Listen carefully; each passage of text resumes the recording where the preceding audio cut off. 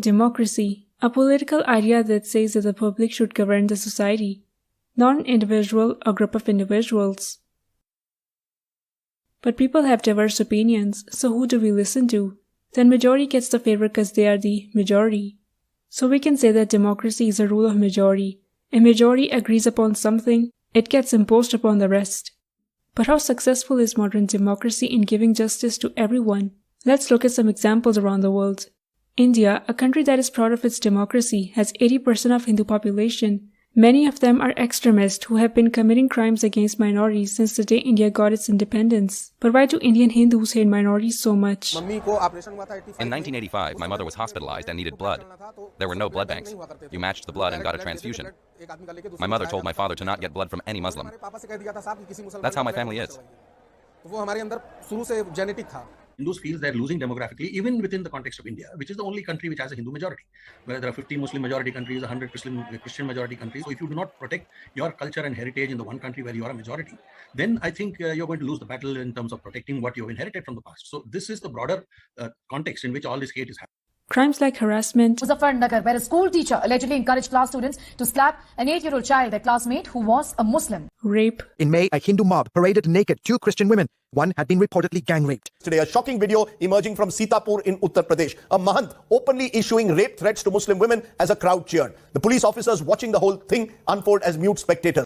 Murder. Only 2 tribal men were allegedly beaten to death on suspicion of cow slaughter. Over the last 2 years, violent attacks against the Christian community in India have risen sharply. Such attacks have ranged from discrimination and insults to destruction of places of worship and sometimes even murder. Scholars are now literally warning about genocide there. Minorities, Christians to Muslims and beyond are facing the greatest threats to their existence since India became independent. Burning down of worship sites and homes. The perpetrators themselves are posting videos of mob attacks on churches. They're showing the churches being burned down. They literally show the police stepping aside to allow the mob to attack these Christian churches. Forced conversions. A Muslim man was forced to chant Jai Shri Ram slogan in Madhya Pradesh's Ujjain. In a video which has now gone viral, you can see a group of men surrounding the Muslim man and forced him to chant Jai Shri Ram. Lots of breaking news coming in. 15-year-old boy has been set ablaze for allegedly refusing to chant Jai Shri Ram slogans in Uttar Pradesh's Chandauli, which falls near the Varanasi district.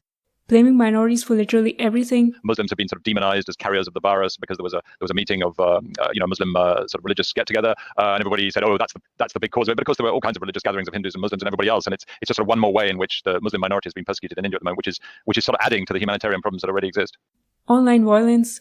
Recently in India, internet lynch mobs have killed a dozen people, including innocent bystanders. Rumors on WhatsApp that the victims were kidnapping kids or harvesting organs. Most of these crimes happen on almost daily basis.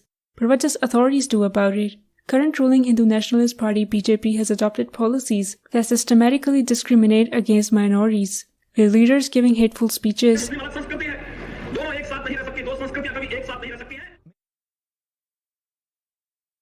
Article 14 of the Indian Constitution guarantees the right to equality, as you know, for all persons living in India. I can tell you that's a misinterpretation of Article 14. Article 14 guarantees equality of equals. I'll give you an example. Are all people not equal? All people are not equal. Muslims do not deserve equal rights to apply for citizenship. There's no such thing as equal rights. They're not in an equal category. Arresting activists, police violence, releasing criminals who commit horrendous crimes against minority. The ruling party gets a lot of support from their Hindu majority, who say it's in their DNA to hate minority communities like Muslims. Many Hindu leaders put this fear into the minds of their followers that Muslims are rising in number, and their Hindu population is declining. According to them, soon they will lose their representation in this democratic country. So the only solution is to force them to become Hindus. And if they don't, then send them to Pakistan. And if they don't leave, then simply kill them. But this claim of Muslims outnumbering Hindus any soon is simply not true. By 2050, Hindus will still have the overwhelming high majority with 76.7% population, and Muslims are only expected to grow 4%, making up 18.4% of India's population. But the fear of losing majority status in India is spreading among Hindus, making them oppress Muslims along with the other minority communities. South Asia Director of Human Rights Watch, Meenakshi Ganguly, says, the BJP's embrace of Hindu majority at the expense of minorities have seeped into the government institutions, undermining equal protection of law without discrimination. The government has not only failed to protect Muslims and other minorities from attack, but is also providing political patronage and cover for bigotry. In the developed democratic countries like France, we see a similar type of discrimination. Racism is an old problem of former colonial power, but recently, as far-right views have permeated mainstream public discourse, The left-wing ruling party is losing votes and is trying its best to gain them back through systematic discrimination against blacks and Arabs. Even though the French constitution sees all French people equal irrespective of race or religion, but there's a lot of discrimination going on in the French society. The first one is the Minister of Justice compared to a monkey, and this is what was shown by a candidate of the far-right movement, Front National. But this is something rather common. We've got pictures also, unfortunately, from the United States of Barack Obama and Michelle Obama. Also pictures of Cécile Kyenge, who is an Italian minister. So she also suffered from the same attacks. According to a survey commissioned by the Representative Council of France's Black Association, 9 in 10 black people in mainland France say they are victims of racist discrimination. The discrimination mainly occurs in public spaces 41% and at work 31%, according to the report. According to the Defender of Rights, young men perceived as Arab or black are 20 times more likely to have their identities checked by the police. Job candidates with an Arab name have 32% less chance of being called for an interview. Right-wing is also hateful towards Islam, and left hates religion in general. This leads to high social and systematic discrimination against Muslims. Many discriminatory laws have been passed, like ban on hijab and abayas in school and workplaces, ironically in the name of liberating women. It's another debate that women in Europe experience the most social hostilities and government restrictions in the world when it comes to their dress. Police brutality against minorities is another problem in France. There were at least 20 fatal shootings in France since 2020. Most of the victims were blacks and Arabs. Punches, kicks, and baton beatings. For over 5 minutes, 3 French police officers assault a black music producer in his own studio. The victim had stepped outside without a mask and returned to his studio to obtain one when he saw the police. But the officers followed him inside and, according to the victim, repeatedly shouted racial slurs while beating him. The 22-year-old says police officers raped him with a baton during a raid in the Paris suburb of Aulnay-sous-Bois. His injuries were so serious that he was rushed into emergency surgery. The French public is seen to be very supportive of police discrimination. Some eyewitnesses of the incident of 4 French policemen surrounding a Muslim woman at a beach and threatening her to take her burkini off says people were shouting "Go home." Some were even applauding the police. Similarly, during the month of June this year, a French policeman murdered a 17-year-old Algerian boy in Paris for driving a car without a license. A fundraiser was created in France to support the policeman. It received more funds than the fundraiser that was created for the victim's family. Moreover, French people and government are also very supportive of a racist, xenophobic, atheist magazine called Charlie Hebdo, well known for making hateful, anti-religion and racist cartoons. Recently, they made a barbaric cartoon mocking Turkey's earthquake victims. It says, "No need to send tanks." French government funds this barbaric magazine. But why do French people hate their minorities so much? It has a long colonial history, but right now the justification is the illegal immigrants. Many young Africans illegally cross the border to escape wars and poverty and settle in different European countries to find a better life opportunities. In many European countries, including France, they get to live in suburbs and remain undocumented and neglected by the governments. Because of them, legal immigrants also get discriminated by the French public. A theory called the Great Replacement is very famous among French people. According to this theory, black and brown immigrants will replace the white population, and white will lose their status of being majority in this democratic system. So the solution suggested by the French people is to deport them. But what French people, along with the other Western countries, don't realize is that their governments are the one creating problems in the poor countries. Take the example of Libya, a country that is now providing ports for illegal immigration to Europe. Before 2011, Libya was ruled by a dictator, Muammar Gaddafi. Under his leadership, Libyans enjoyed a decent standard of living. He provided free and compulsory education for both genders, along with free healthcare and housing subsidies. The oil and gas industry created a lot of profits that the nation enjoyed. The per capita GDP of Libya under Gaddafi was 5th highest in Africa. He built roads, he built schools, he increased literacy, increased the lifespan of people. Gaddafi built housing complexes, apartment complexes. He made a big deal of telling people, these are your homes, this is your property. The quality of life in Libya for a time was actually higher than that of states like Brazil and Soviet Russia. Due to Arab Spring in 2010, some rebel forces raised against Gaddafi in Libya.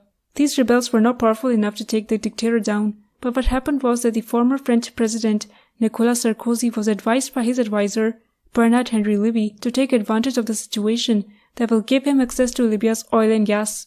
In one of the leaked emails of Hillary Clinton, she was informed by her advisor that Gaddafi has 142 tons of gold and that his intention is to use it in establishing a pan-African currency based on Libyan golden dinar to replace French CFA, which I will explain later.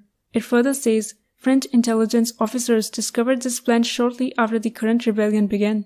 And this was one of the factors that influenced President Nicolas Sarkozy's decision to commit France to attack on Libya. Sarkozy's plans are driven by the following issues: a desire to gain a greater share of Libya's oil production, increase French influence in North Africa, improve his internal political situation in France, provide the French military with an opportunity to reassert its position in the world, address the concern of his advisors over Gaddafi's long-term plans to supplant France as a dominant power in Francophone Africa. And then a narrative began to spread that Gaddafi, a dictator, is suppressing the voice of his people. Rebels, by the help of NATO and US, brutally murdered their leader. The murder was celebrated by the West. Yes, we came, we saw, he died. In the name of democracy, they never came to Libya. The country was left with a power vacuum and complete anarchy, giving rise to different groups fighting for power, while public still suffering from injustice, bombing, killing, and kidnapping. If we look at other African countries, France still controlled these 14 African nations. During decolonization period, France signed a cooperation agreement with these countries. In exchange for France's aid, African countries would give France right over their resources, allow France to keep its troops in their land, and most importantly, keep their currency linked to French currency. This is called a CFA. This literally means France prints money for these African countries. They work hard in mines, in fields, and France take their resources in exchange for printed paper. Even though France claimed that the cooperation agreement was a choice given to Africans, but Guinea leader who didn't sign the agreement faced the consequences. France did everything to destabilize the country. It's clear that these racist zombies are just emotional and lack proper problem-solving skills. And so does their leaders who promise them but they demand for votes. Unconcerned about their elected politicians, creating disasters in poor countries from where these immigrants come from. This type of mentality exists everywhere in Europe. Switzerland, a country of direct democracy, held a referendum in 2009 for the proposal of Minar ban. 57% voters supported the proposal. That was criticized by UN as a clear discrimination. The parliament rejected the initiative as unconstitutional, which was against democracy but was needed to protect the rights of minorities. Another terrible example of minority abuse is Australia, a representative democracy. Australia was originally the land of these Aboriginal Australians. During colonial era, British used it as a penal colony, dumping their white convicts on this island. Today, Aboriginal make up only 3.8% of the total Australian population, while European descents are the majority. White Australians till this day celebrate the day they invaded Australia. It's called the Australia Day. What's Australia Day mean to you? Just a big celebration and all our country get all together and celebrate for a good country. Do you think the first Australians have a role in Australia Day? Many of them are rather offended by it. Are they? Why? Well, because that's the day 225 years ago that we took their country. Oh, well, yeah. I suppose we all think of them anyway, too. That's why we all celebrate. Yeah. Do you think they have a special place, though, as it was their country for thousands of years? And... They could have their special place, but now it's everyone's place. Right. They still live in very poor conditions, most of them. Well, I suppose that's their fault, eh? If they're part of our society too, they have to do the same as us and try and help things when they can, get work, don't you think? Yeah. To be one of us. I know it's hard for them because nobody wants to employ them. They would say it's their country. According to UN, Aboriginal Australians suffer the violent history and ongoing institutional racism. Even today in the 21st century, in a country like Australia, they have a poor living condition and experience police violence and imprisonment. No policeman gets convicted for murdering Aboriginal people. According to the Australian Bureau of Statistics, Indigenous Australians are imprisoned at the highest rate of any people in the world. And this is how the representatives of the majority respond when they are questioned. You're the Minister of Indigenous Health, and 2, you've been the representative of some of the poorest, sickest people in Australia for 23 years. Why haven't you fixed it? No. What a stupid question. What a stupid question. What a puerile question. Australia's constitution till this day does not acknowledge the reality that Indigenous people are the country's original inhabitants. Australia on Saturday decisively rejected a proposal to recognise Indigenous people in the Constitution, in a major setback to the country's efforts for reconciliation with its First Peoples. Australians had to vote yes or no in the referendum on the question of whether to alter the Constitution to recognise Aboriginal and Torres Strait Island people through the creation of an Indigenous advisory body, the Voice to Parliament. Now these are the examples of democracy suppressing minority of a particular country. US is a perfect example of a democratic country that has been committing crimes against people of other countries. Invading, committing genocide by dropping bombs, stealing resources, killing their leaders that gives rise to anarchy as different groups begin to fight for power in a war-torn leaderless country, and as they leave the country by imposing economic sanctions on them. creating horrible humanitarian crisis. US has also been kidnapping citizens of other countries, including women, without any evidence of crime against them, putting them in the most inhuman prison camps, and physically and sexually abusing them. Yet the public of US is completely unconcerned about all of this. Very few people criticize the foreign invasions, but not because human beings are being killed, but because their tax money was wasted on these wars. 17 years, trillions of American dollars, more than 35,000 Americans killed or wounded. You probably know one. And this is what we get at the end in return, another Iranian proxy state that hates us. That means human life in another country doesn't mean anything to these people, and they will continue voting and respecting the terrorists who commit these crimes, even after they openly admit that they killed people over false assumptions. It's like if my government is giving me all my rights, then why do I care about how they treat people in another country? So what do we conclude from this? It's clear from what is happening around the world that democracy has failed to give justice to everyone. Not everyone under democracy is enjoying a good life. Democracy today has simply become majoritarianism. In an electoral system, candidates only care about pleasing the majority. They don't care about those who don't vote for them and those who majority despise. And as we have seen, that the majority can be a bunch of people who are extremist or racist. Majority can be people who lack proper problem-solving skills and demand solutions that are one-sided. Majority is unconcerned about how their government treats other people outside the border. It's not to say that the democracy can never work. There's nothing wrong with people deciding who should be their leader, but this will only work in a world where most of the people believe in objective morality, and objective morality only comes from God, from His revelations. In all of these political systems, the authority to decide what should be right and what should be wrong is given to human beings. If humans decide that it is justified for some people to take the land of other people by force and kill the native population, then it becomes for them morally acceptable, when we know it's terrorism. If humans decide that some countries should be given the privilege of printing money for the world, that they print money and others sell their resources in exchange, then it becomes legal or morally acceptable, even though we know it's injustice. If we want a society based on justice and want prosperity for all the nations, not just the rich ones, then we must accept the divine moral code, something that most of the humanity agrees upon. All religion agree that murdering innocent people, being greedy, stealing others' resources, usury, frauds, racism, promiscuity, intoxication are all bad things. It is important to know that there are some laws in the holy books that humans have tried to change. Like in Torah, it says that the Jews can charge interest from non-Jews, but not from a fellow Jew, which is obviously racism and double standard. In another place it says that a rapist should marry his victim, if she was a virgin, and he can't even divorce her.